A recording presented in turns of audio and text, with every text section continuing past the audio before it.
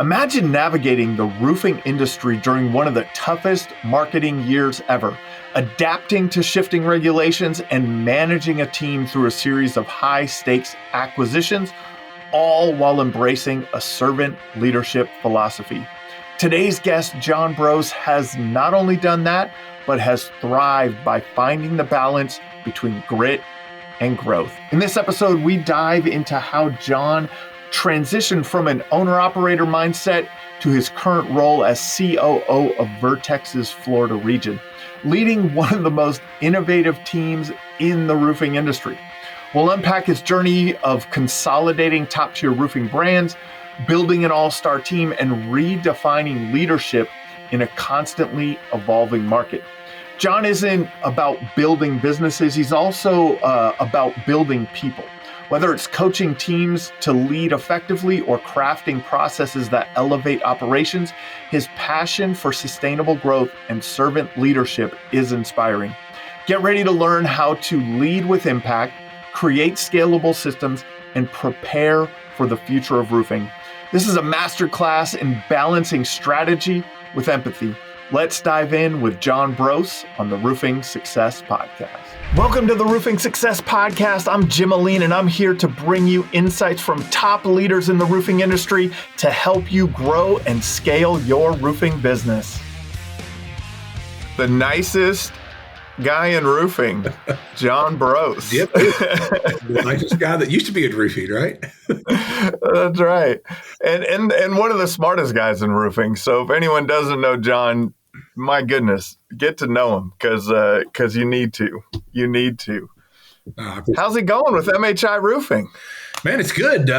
Been through a lot of fun changes. That's right. Yeah, growth, and we're in the middle of the grind to growth mentality, right? So that's the best way to describe it. You used to grind, and now we're just learning how to grow. When does the grind stop?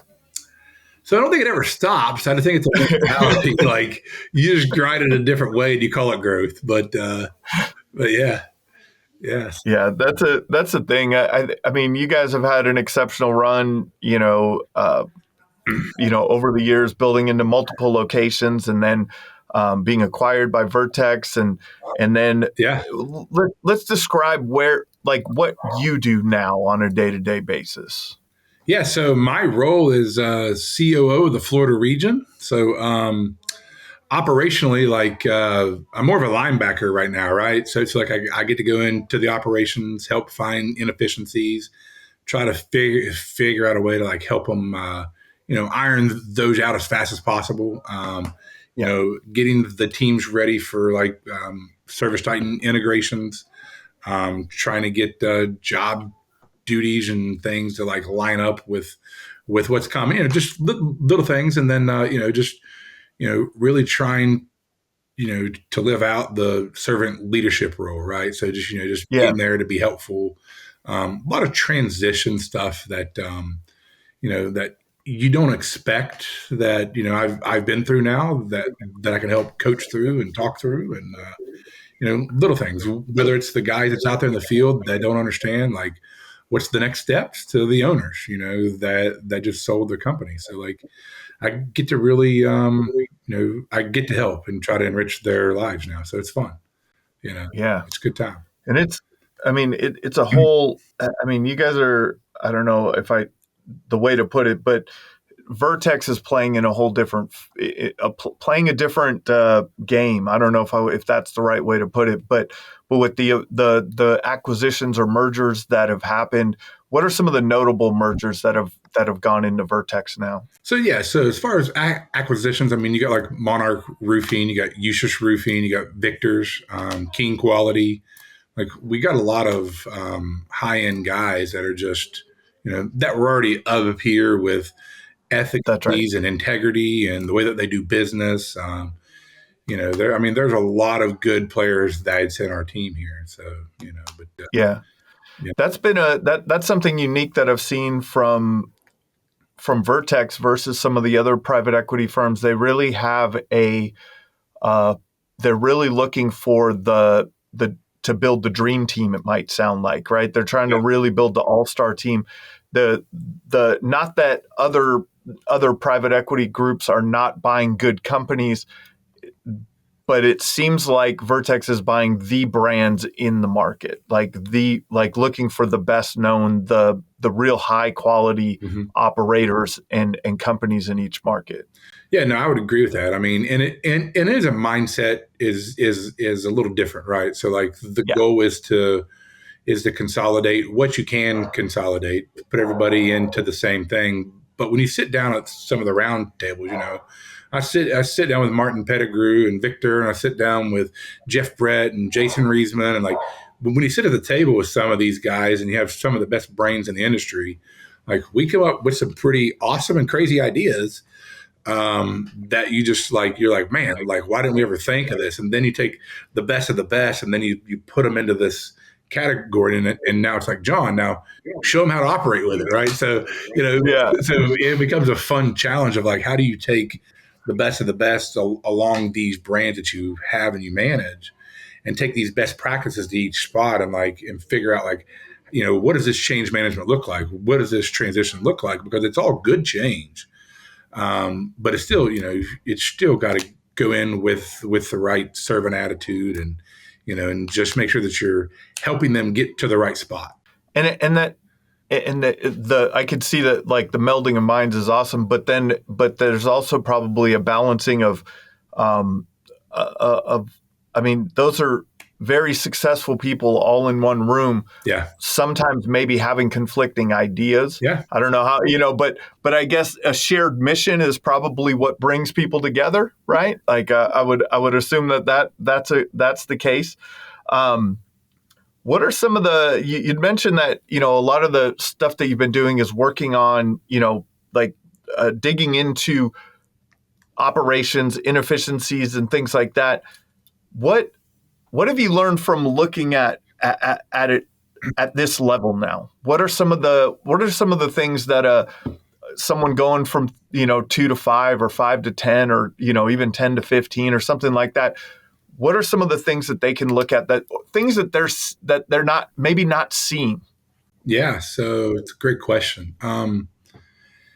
It's one of those things that you don't know what you don't know until you don't know that you don't know it, right? So, I mean, it's you feel really good when you're building a business and you feel like that you've got a lot of it figured out. And I know that sounds like egotistical, but like you know what's working and what's going, and but those same things don't work in everybody's business, and so learning how to adjust and adapt and overcome, right?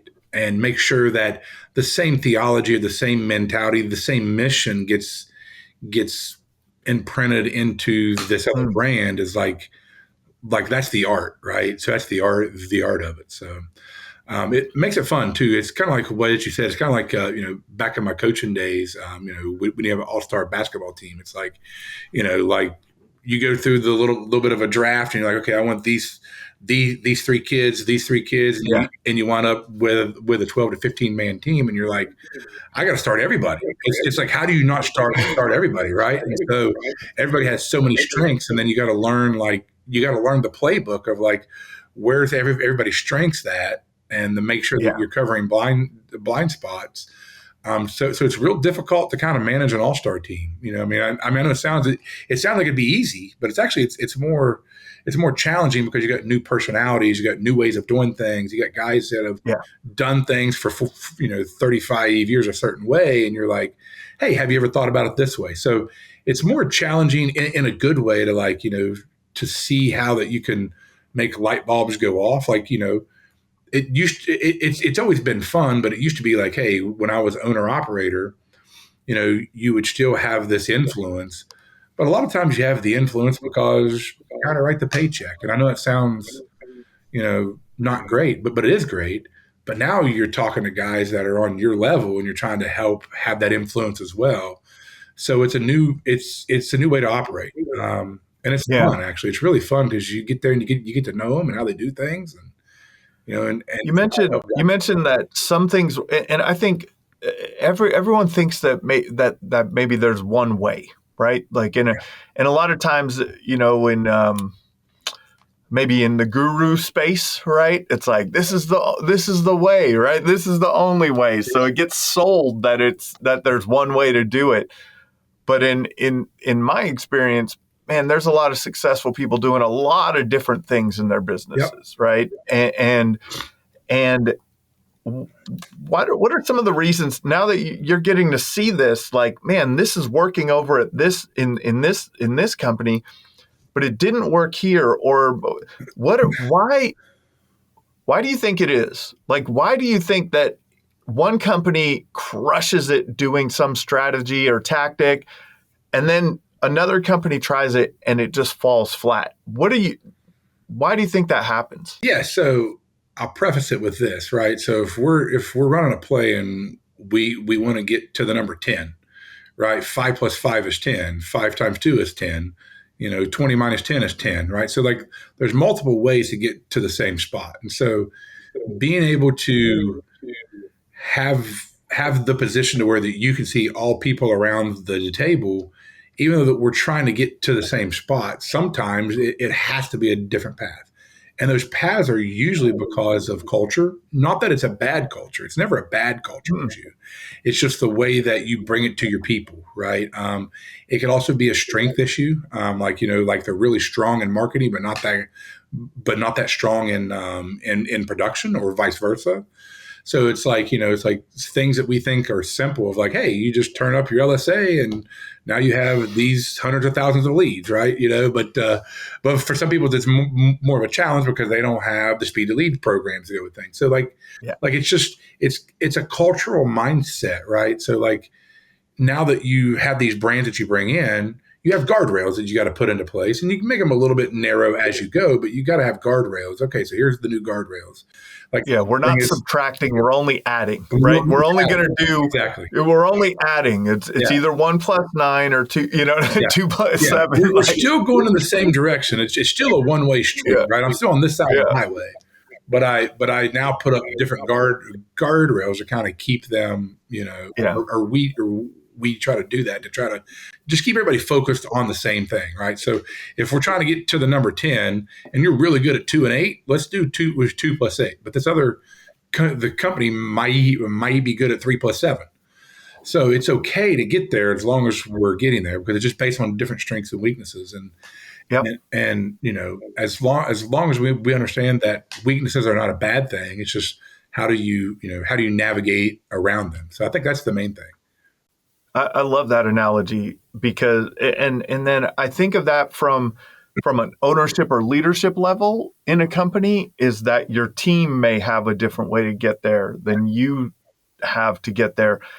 From a managerial standpoint, how would you, like, we're talking about kind of more of a, on a very high leadership level, what you're dealing with, but how do you deal with, what would be a way to kind of do that for your team also? Because I think this same analogy can go all the way down, like to the job site supervisors, all the way out to the canvasser. Like any way you go, I think that this same analogy applies. Yeah, so it really gets into leadership training, right? So learning that I lead up and down and sideways, right? So you lead you have to be centric, like everybody around you lead to, whether it's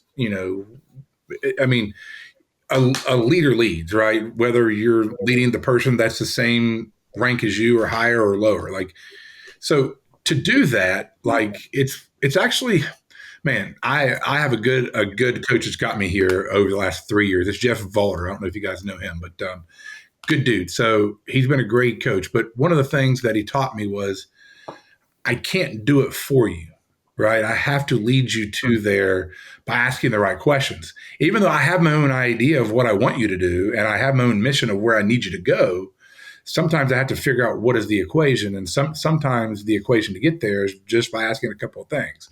One is always like, one is I don't think that there's anything such as a problem. Like there are no problems. There's only unsolved opportunities. And so when somebody comes to you with these unsolved opportunities, it's like, well, what have you tried? Right. And then the next question I'm going to ask is, what do you think that we should do? right? And then you empower them and in their leadership role to make a decision, say, well, I think that we should do X, X, and X. Well, let's say that it's not a great idea, right? I mean, it happens, right? Like I've been down this path. I don't want to go, well, no, you got to and do it this way, because a lot of times they wind up leaning on you to make all decisions. So now it's more like, okay, well, listen, so if we do that, have you thought about this? So if we go down this path, so here's some things that we might see. What's your idea on how to overcome those? It's question based. You just go through this whole question thing. And in any time that you speak as a leader, like this is really, it's close to my heart. Is it true? Is it kind? And is it helpful? If it's not all three, don't say a word, right? Listen more until you can come up with something that's true, kind, and helpful. So even whenever I'm mad or something crazy just happens, something hits you, like, I've told this guy 30 times, like how to do this, right? I had to look at myself and say, well, I should have only had to tell him once. What did I do that I'm not conveying this message the right way? So when you get to that extreme ownership part of like, how do I respond in a true, kind, helpful way? It kind of slows you down to where that you help your team make really good decisions, because you want to know their opinion, because they're in the middle of the fight. Like they're in the trenches, in the battle, and you're sitting in a spot, hopefully, that you can see it from a new perspective. So that's the thing. And that leadership aspect is how to get to the next levels, right? Yeah. Like that's what unlocks the next levels in your business, in my opinion, right? It's the people that unlock the next levels. So your ability to lead those people is really what unlocks that next level. I love that, true, kind, and helpful. That's awesome. Coaching the team, how does a person know where their gaps are from a leadership perspective? Like, I think that's something that happens often is people feel like that they are leading in a good way, or that, like, this is the way I manage, so this is what it is, but I think that, man, there's completely other levels to this, right? Yeah. And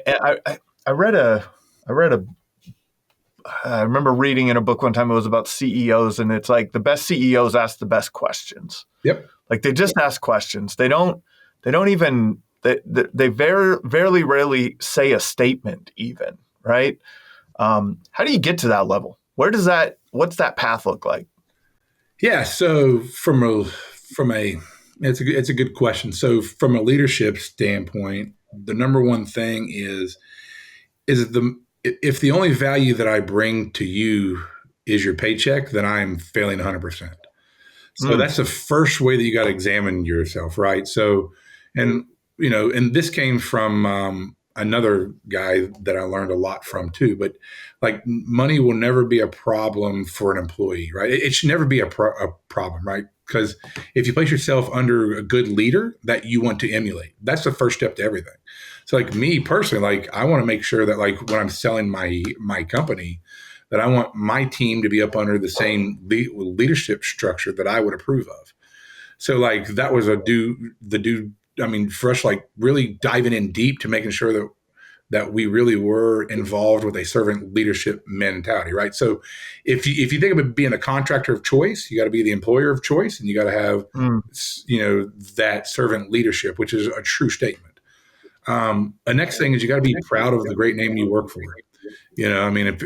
I'll throw some biblical stuff out there. It's Proverbs 22:1. Like, you had to be proud of the name you work under, right? Because if not, like, then you're not getting value to your people.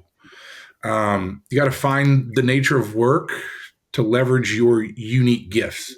So that goes back to the 1 + 9 = 10, right? So your gifts might be number 3 and his gifts are 7. You put them together and you get to 10.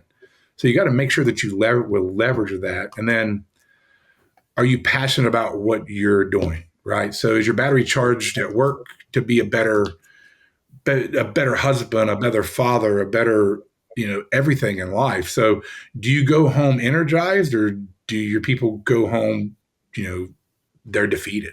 And so those are the things that I focus on from my leadership stance. How do I get to those points to where that's the value that I can put into people, is that they want to be within the fold of our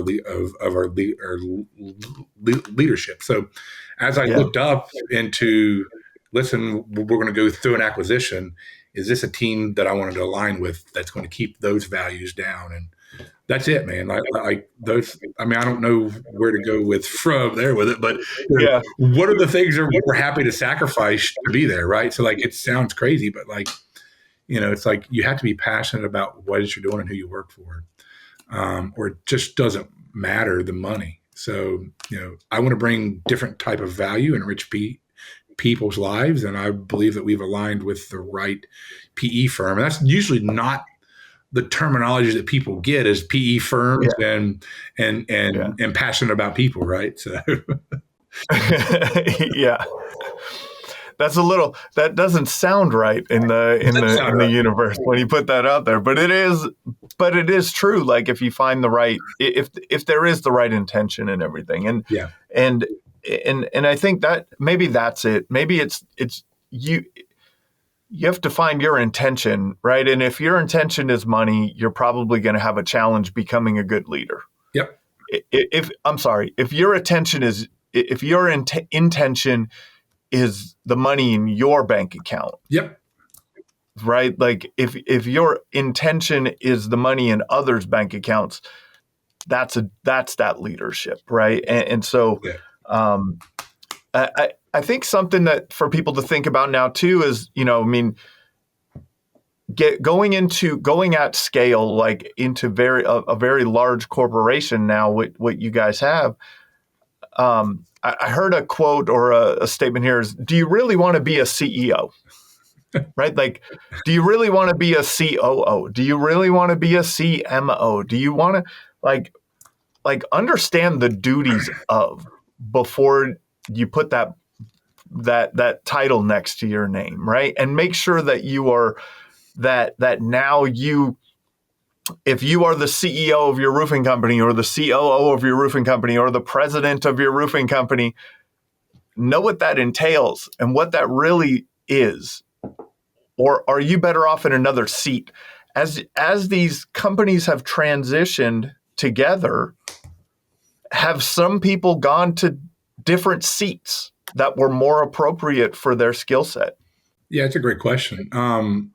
So keep in mind, you're building the bus and driving it at the same time, right? Mm-hmm. So, that's right. So there's going to be injuries. And sometimes there's better people at the bus stop to put people on the bus than what there are the people actually driving the bus, right? So like, you got to keep that in mind. It's like when you're the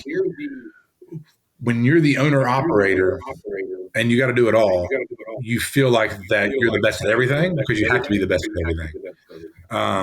But when you get into a group of all-stars, it's refreshing to be able to focus on the things that, one, that you're passionate about, and two, that you can really like make a difference in, right? So like you can almost be not one-dimensional, but you can almost focus on one aspect and do it really, really, really, really, really good, like superior good, compared to focusing on 30 tasks and just be okay at all of them, right? So like that's the beauty of it. So I don't think there's really a whole lot. It's a challenge sometimes for people to see that that's their best attribute. So that's the real challenge, I would say, in all that is like, like if I'm coming to Jim and be like, hey, listen, Jim, like your best attribute is doing podcasts. It's not really being a marketer, right? Like sometimes people don't see that that's their best aspect. But at the end of the day, it's like you got to help them see that through the right lines of questioning, right? And like help them understand that you're really good at this. And if, I would love if you were passionate about it as well. Because if you're passionate and really good, now it's to the moon. I mean, you can't stop that person. Yeah. I think that's an understanding of self, right? Especially when you're the owner, because there's really no one to tell you, right? And I think that's a challenge a lot of times. Sometimes it's like, man, just,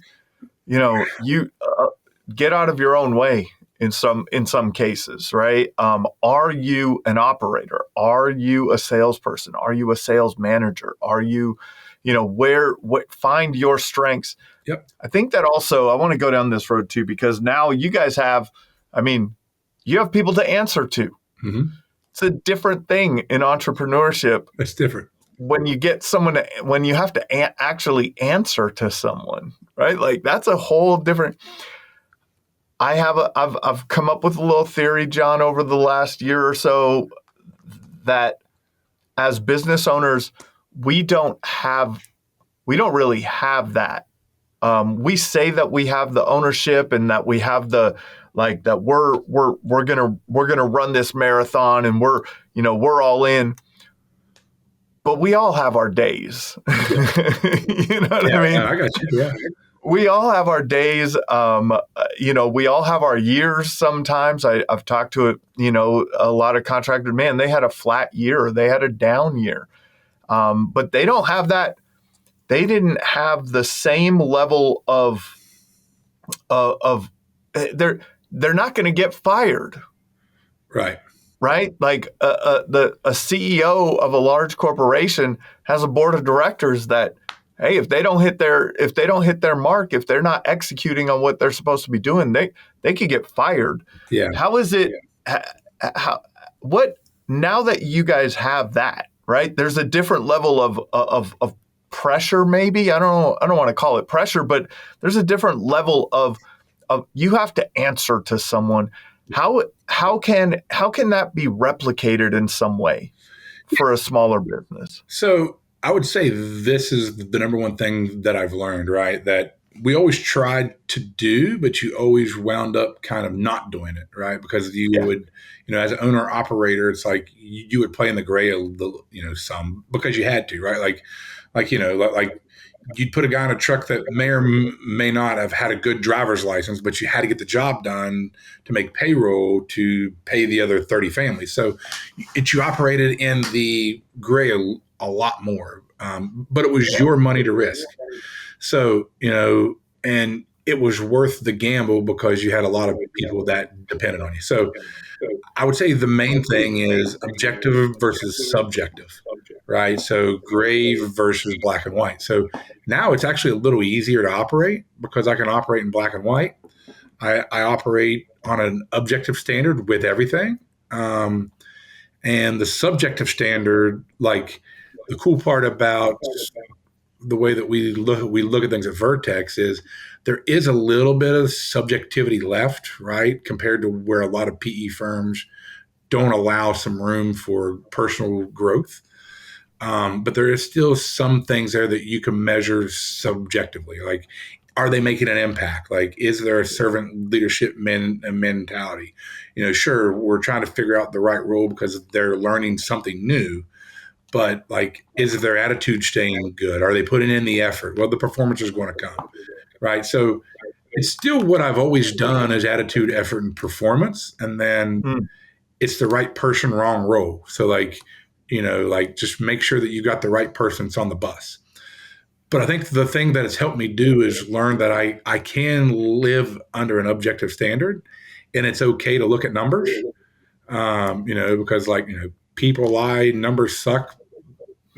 People lie, opinions suck, but numbers never do, right? So like that's the way you got to look at some things. So you got to look at it objectively, and then say, okay, all right. So objectively, like I'll say this: we had a sales rep that his father actually passed away as well, so his numbers crashed, right? But they both worked in the company, so it was very objectively. If I only look at it under an objective microscope, it's like cut the guy, he's not hitting it. But subjectively, you could still allow some grace in there. And that's really what servant leadership is all about. Objectively, I have a measure, but is the subjective measure really something that you can measure? That makes sense? Yeah, it makes sense. And how do we do that for ourselves, though? Also, right? Like, I guess we can give ourselves some grace at times. I like to say that with, in business ownership, a lot of times we don't give ourselves grace. We're, man, it may take longer to build this than it should. Yeah. But then there's other times where, hey, we were gonna do this quarter, and it's not done. Yeah. And it's my fault that it's not done. That's a whole nother aspect of it, I think. So it's the same thing there, right? Is if you have an objective standard. So like me as an owner operator, right? Because we still own Ugly Roof. Like if we're not hitting our objective, I'm going to fire myself from that role and put somebody else there. It's the same thing. You still have to keep that objective standard. If I'm in the way, then I have to remove myself. I have to be smart enough to remove myself, right? Because if I stay in the way, then it's going to tank. So you still have to have an objective standard. And if you're the person sitting in the way, it sucks to have to admit that. But like, there's been times I'm like, you know what? I'm in the way. And so I had a really good business partner, and I still do. But like, we were able to look at each other and be like, hey, like, I'm in the way or you're in the way. Let me run this play and you run this play. And it worked out great, right? But if you don't have that person that you can bounce that off of, I would recommend getting a mentor, getting a coach that you can be open and honest with, and they can tell you, hey, you're in your way. Like, you're thinking about this the wrong way because you're thinking about it in a prideful way or a monetary way instead of like, how do I actually, overcome this opportunity, right? Instead of, just having the vantage point of it's a problem. So a lot of times we get in our own way, and then our pride and our ego is in the way on top of being in the way, right?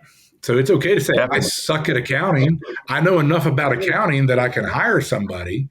I know how to operate QuickBooks, but I know how to audit the controller. I went out and I mastered it, even though I hated it, because I wanted to be able to hire somebody that I knew how to audit, right? So it's okay to say, I'm not good at this. I'm not good at like entering receipts in all day and doing the journal entries, but I need to know how to do it too at the same time.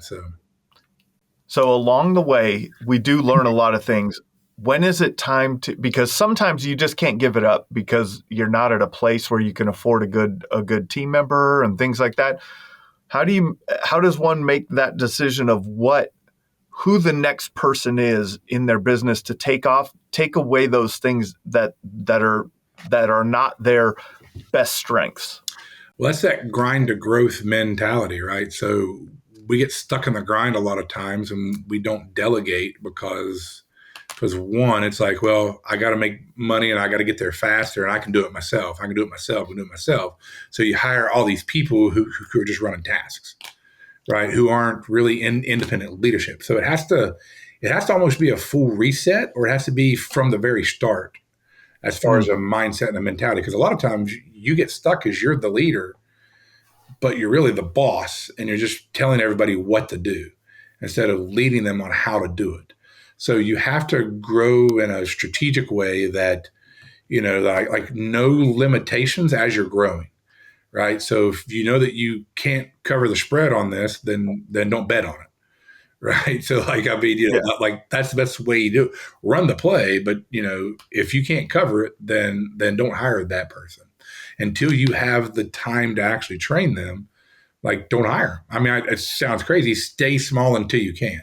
Right? Until you got something else that's automated, something else there. But you have to start with that mentality of like, who's going to be my first hire, right? So I need to go ahead and get that department ironed out to where I can have all the SOPs written and I can lift it and shift it to somebody else, and then I can train it. And then I go to the next thing. How do I lift and shift?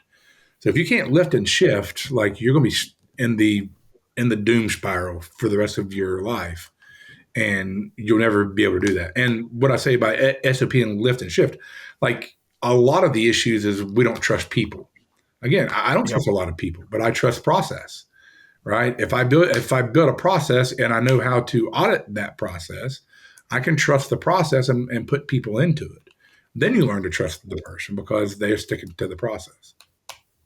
I think about the metrics that get measured in the process too. And that's where I feel like the trust actually gets built, is when the person is hitting the metrics that go along with the process, right? You may have a great process, but if they're going outside of that process, if you don't see it, because if you're not involved in in that task on a day-to-day basis, but you might be able to see something that is related to that, right? Like the metric that's moving over here. And if they're not on, now you can see that someone is not following the process, because if they were, the metrics would be right.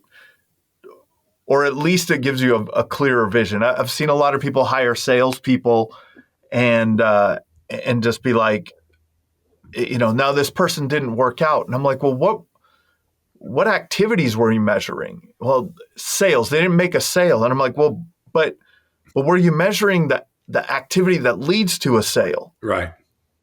Like, were you like, where did it fall off? Right. Like what, like I think that's a skill in itself, is knowing what to measure. Yeah. To know what the leading indicators are of the success or failure of that position. And I know, what are your thoughts on that? Yeah, I think it's micro and macro, right? So you got to know like the process of what's going on in the micro, and that's going to get you to your macro. So leadership versus employee, like, you have to be able to coach and help them understand why the micro is important, right? Because the macro is the outcome. So the macro is like you're talking about now, is I need you to sell $100,000 a month, or whatever the KPI is. But the other KPIs are, well, how many doors did you knock? If you're in a door knocking thing, what is your issue to close, right? So like if I give you 10 leads, how many are you actually closing, right? How often is role play? Are you actually role playing with them? Like the worst person to allow to role play with your rep is the customer, because just because what you said with one, it's not going to work with everybody else, right? But it's also on leadership side. So the one thing that I've learned is that, sure, we have a really rigid process. And it's really good for, new people coming in, and like you can train things. But that's why it's also like when my leadership is coming and they're saying, hey, like I'm dealing with this issue, that's why it goes back to the two questions. Well, what have you tried? Right. And so I'm asking, what have you done within the process? Have you actually followed the process? What's going on here? And what do you think that we should do? Because a lot of times I don't want to be egotistical and arrogant too, and say that you have to stick to only this process if it's not actually working anymore, right? Because there's things that happen. Market shift, right? So like, I was saying, I don't know what I don't know. So like we talked about strengths and weaknesses earlier. I thought I was really strong in marketing until I get to this level. And now it's like, I know enough to be dangerous, right? Like, I still know quite a bit compared to some of the other peers, but like, and that wasn't meant to be egotistical, but like I still lack like 80% knowledge to be at a different level. So it's one of those things like, so the process is working, but we have this anomaly. So it's one of these things like, if you got an SAP in a process, it should always be willing to change it if it becomes a majority issue. So you got to be able to identify it. Is this an anomaly? Like, is this a one-off? Right. So you got a black swan, as Chris Voss calls it. Like if I got a black swan, then I'm not changing my process because it works 95% of the time. And I got this one person that doesn't like it. The process doesn't change because of that. Right. But if you get to the point to where you have, 50% of your customers are not happy because you're doing this one thing, then absolutely sit down and talk about it and listen to your leadership that's out there in the field, because like they know what's going on. And if they follow the process and they follow your leadership and you've been, true, kind, and helpful the whole time, like they're going to give you honest feedback as long as they feel like they can. And sometimes you have to change a part of the process. And I hate to say that because I'm such a process driven guy, but but I've learned a lot the last 2 years on that. It's like, hey, like what I was doing a year ago is not working this year. Like we just went through some of the toughest marketing I've ever seen in an election year. It was crazy. And what I'll say is most operators I know are probably down 20, 30%. everybody that I know within our family is up 5 to 40%. Like nobody went backwards, which was amazing, right? So, because you don't know what you don't know. So, like, that's what I would say is like, the process might change some, but know when to switch and why to switch and make sure that you're asking the right questions. Don't just be willy nilly changing it all the time. Yeah. Right. So, You framed it as building the bus as you're driving it. I like, I always say building the plane as you're flying it, like same thing, right? like, I see two things happen. A lot of times I'll see people or company owners that go too hard on the gas pedal as they're building the bus, right? And they don't have enough of the pieces in place to get this thing going, and that falls apart. But then I'll also see people that'll park the bus in the garage and work on it forever and not get it out on the road and try to run in it, right? Like, and how do you balance that on an ongoing basis? Because I think everything is an iteration. There's nothing that is set in stone. It's always iterating, yeah. constant iterating. You'd mentioned like unsolved opportunities. That's all it is, man. There's always another unsolved opportunity, right? There is never going to not be an unsolved opportunity.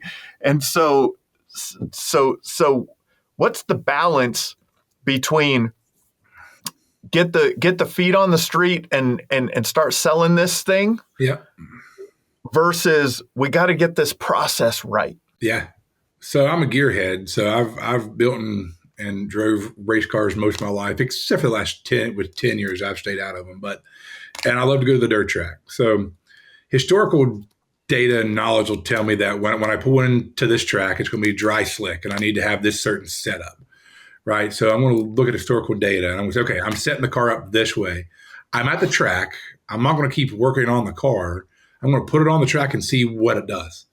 Right. Like if I usually win with this setup, right, and then I get to the finish line and I run my heat race and I finish 10 out of 10.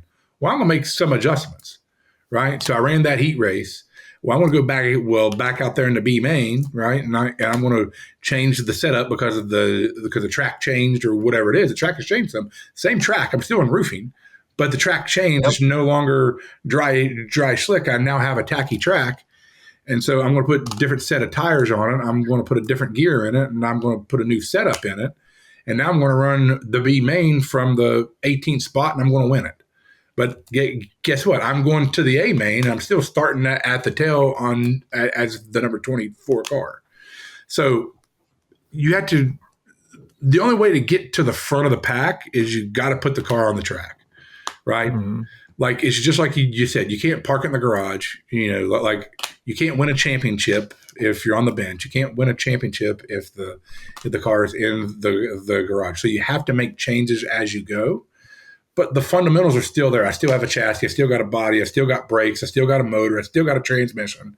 I still got a rear end. So I'm just making these minor tweaks, right? Next season, I might scrap the whole car and put in a whole new chassis, a whole new motor, a whole new transmission. But in the middle of the season, like I can't do that. So I would think of it in dirt track terms. I know it's crazy, but like you got to get out there and you got to run it. And I might go all the way to the back of the pack, but because I made a bad decision and put the wrong tires on, or I put the wrong gear in it, or whatever it is. But that happens. But guess what? I'm on the track. I'm running the race, right? I'm still gonna hopefully finish the race. So that's the way I would, in those terms, you have to put the car on the track and go. You have to. And that's what it is. But you're putting the car on the track with the intention of getting the data. Yeah. Yeah. But to get the feedback, right? Like if you have that intention, hey, we're going to get the car on the track. We did 10 laps and now we know, okay, let's try this. Let's try that. Like exactly. Well, you rely on historical data or past marketing data, right? The market says that this type of person should buy this type of roof, right? You rely on historical and marketing data, but when you get out there and you go to the back of the pack, it's like, well, wait a minute, this obviously is not the best setup. So Yeah. I'm not scrapping the car. I'm not scrapping the motor. I'm not scrapping the transmission. I just got to make a gear change and a bar change, right? And put on a new set of tires, and I go to the front. So you just got to understand, like, the historicals are going to give you enough to get started, right? The market is going to give you enough to get started, but you got to know that, hey, like, I might have to tweak because my customer in this region is actually in this zip code is who I want it to actually be, and I'm attracting the wrong customer because of the. What are some of your favorite tweaks over the last couple of years? Some of the favorite tweaks, one is finding the right KPI. So like, and because you got to compensate the behavior that you want, right? So like it's a lot on production too, because a lot of people think about, the sales KPI, but when you think about producing the product, like it's different, right? So like if I want my production manager to get him as much stuff installed as what he can, but I want to have fewer punch list items, well, I'm going to base his KPIs based off of collections. Now, the team that works for him, though, they're not based on collections. They're based on earned revenue and installed revenue.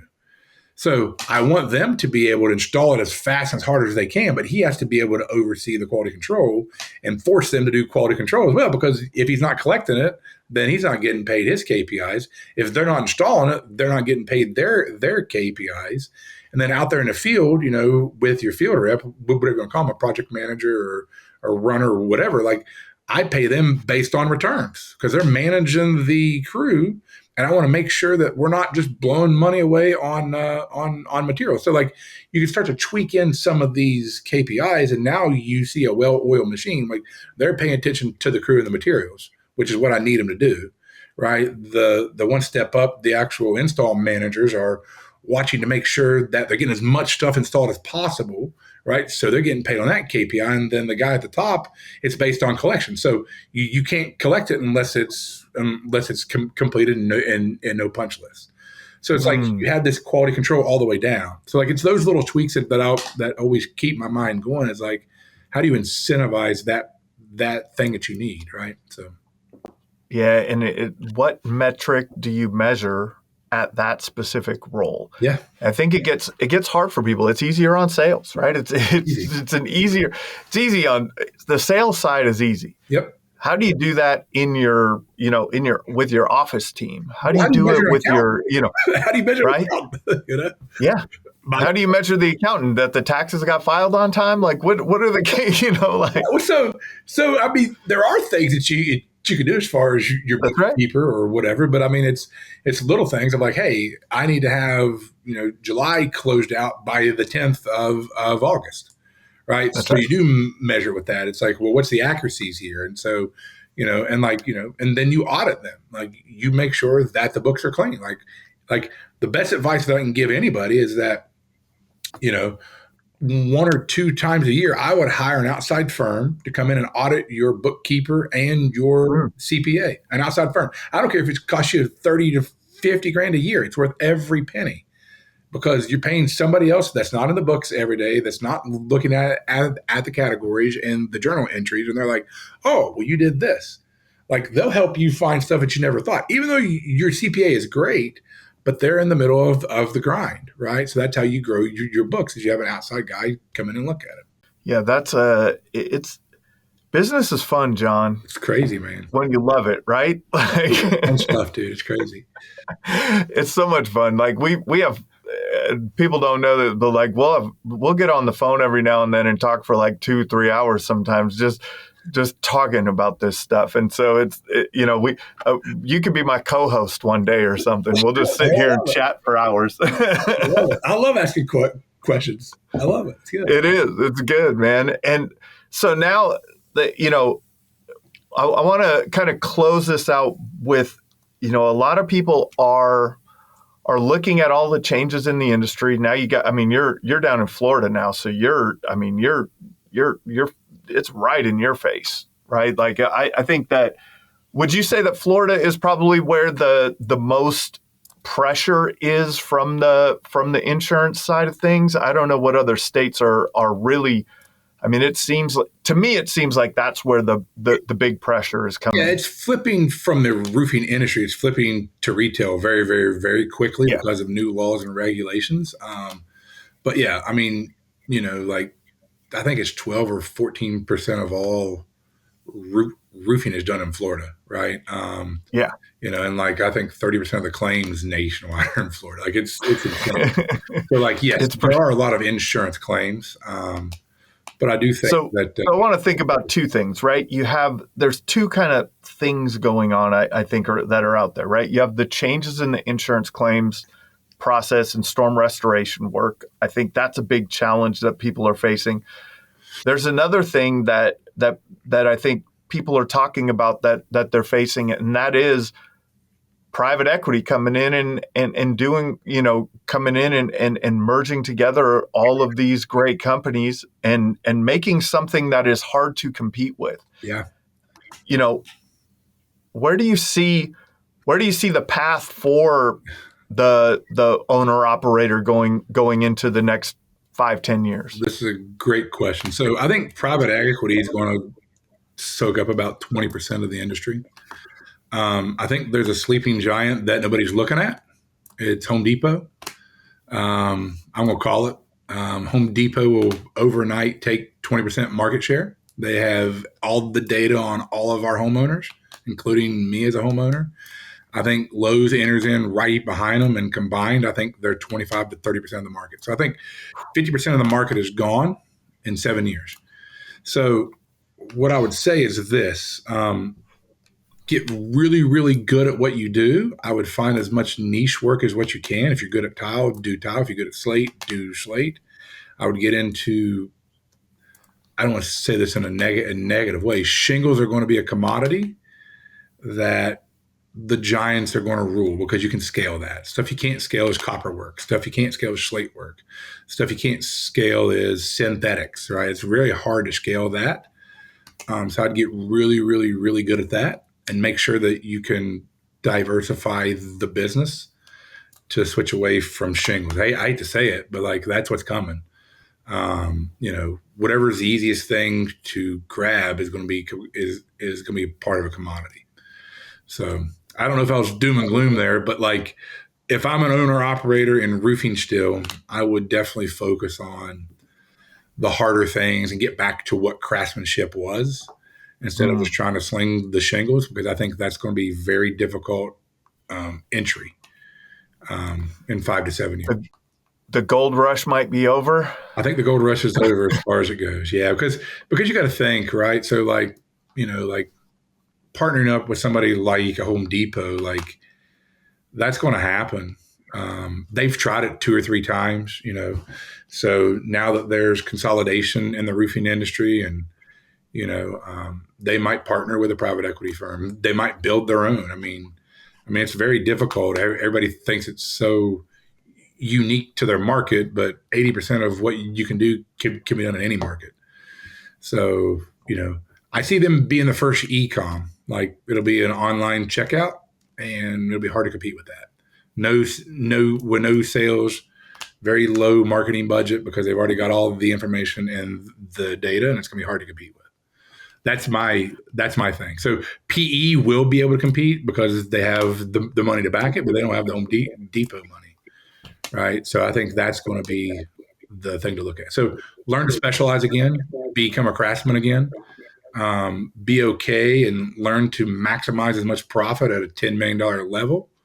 So the guys that I'm worried about are the ones that are between that 7 to 18 that have high overheads and stuff like that. So if you don't have plans to get into 30 to 40, then, in 5 years, you're going to be under 10. So just be prepared for that. All right, man. This has been another episode of the Roofing Success Podcast. Thank you for tuning into the Roofing Success Podcast. For more valuable content, visit roofingsuccesspodcast.com. While there, check out our sponsors for exclusive offers, shop for merchandise, and sign up for our newsletter for industry updates and tips. Also, join the Roofing Success Facebook group to connect with other professionals and stay updated on the latest trends. If you enjoyed this episode, please subscribe, like, share, and leave a comment. Your support helps us continue to bring you top industry insights. The website link is in the description. Thanks for listening.